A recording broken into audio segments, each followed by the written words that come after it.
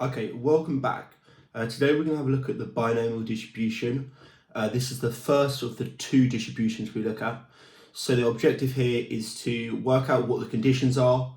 So when you see an exam question, you go, hey, that is definitely a binomial distribution, not a normal question. And also understand how to use it and how to adapt it. Let's jump in. So I've just jotted some useful things to the side here, which is how the distribution will look. So it will be seen like this, and we'll jump into what this actually means, and the choose function. Let's start with the choose function because I think it's the most easily misunderstood topic. So if I just write down NR, what does that actually mean? That means how many different ways can I choose R items from a bundle of N? So if I had 5 people lined up, how many different ways can I choose 2 of them? Well, to answer that question, you would do 5 choose 2. So you would do 5 factorial over 2 factorial over 3 factorial. So you solve this, you get 5 times 4 times by 3 times by 2 times by 1 over 2 times 1 times 3 times 2 times 1, because that's how factorial works. Notice that these can cancel quite quickly. We can cancel this with this to get 2, so we're left with 10. Perfect. So that forms the basis of the start of the equation, and now we'll just have a look into the later parts. So if I ask you, what is a probability that x is equal to 3? You would use an equation that looks something like this. Let's just quickly jump into an example before we come back to this to see what this really looks like. Suppose, for instance, I ask you to flip a coin 100 times. So my n here would be 100. My probability of success, which is my p, would be 0.5. On average, I expect to get 50. So if I was asked, what is the probability of getting 60 heads? Well, the probability of getting 60 heads would be a half to the power of 60 times a half to the power of 40, right? So half the time I get heads, and half the time, 40% of the time I get tails. But remember, there's so many different ways I can get 60 heads. I could get 60 heads and then 40 tails, or I could get heads, tails, heads, tails, heads, tails a load of times, and then maybe just at the end have a few more heads.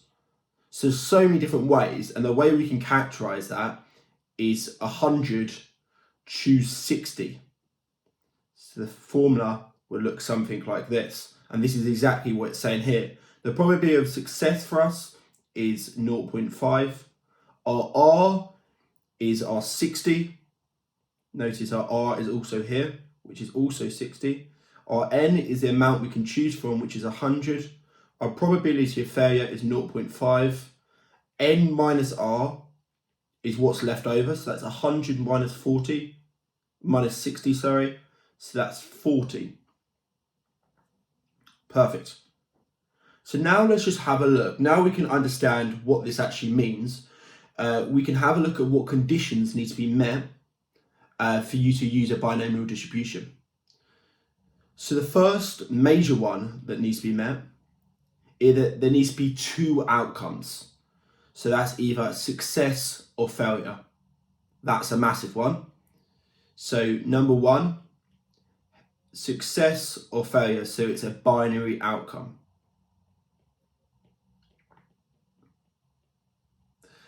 Number 2 is that there's fixed number of trials, so n is fixed.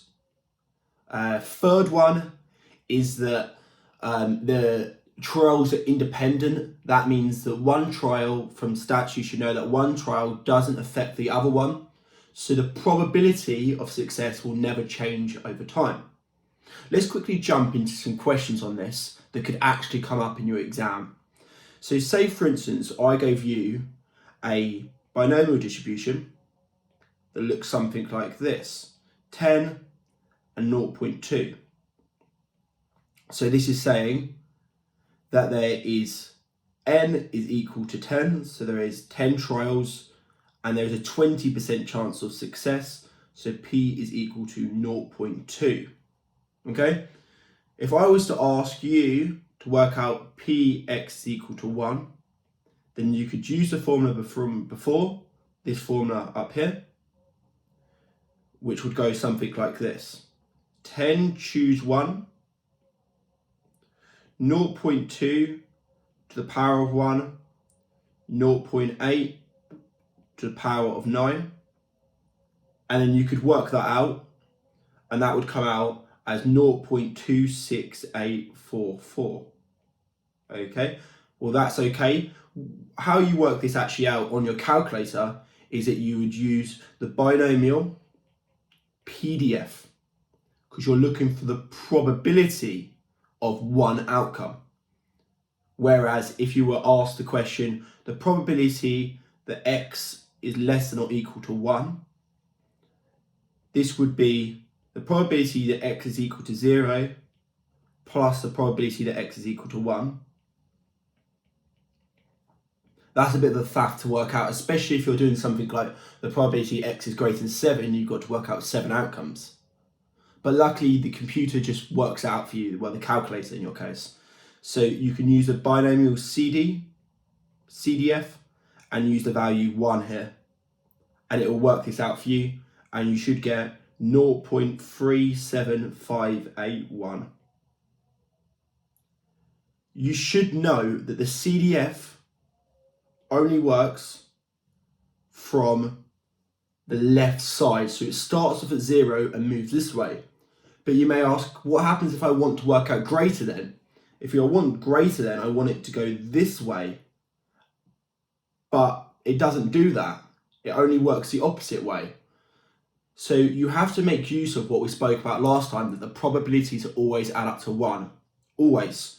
So if I was to ask you a question like the probability that x is less than or equal to 2, it's always useful to answer a question like this, to draw a probability tree out with 1, 2 and 3. So you want to include 2. Remember that the binomial distribution only takes whole numbers. So you would do 1 minus the probability that x is less than or equal to 1. And that would get you the same answer. Because if you take that away, you're only left with the area that we want. Remember, we want this, but we use this to answer it. But you're saying, well, we know what that is already. So exactly, yes. So you get 1 minus 0.37581. You take these two away to get 0.62419. So that's everything for binomial distribution. Make sure to do the practice questions because this comes up always in the exams. And make sure that you're well acquainted with using greater than signs because you're going to have to look at them in the exam. But other than that, I'll see you at normal distribution. See you then.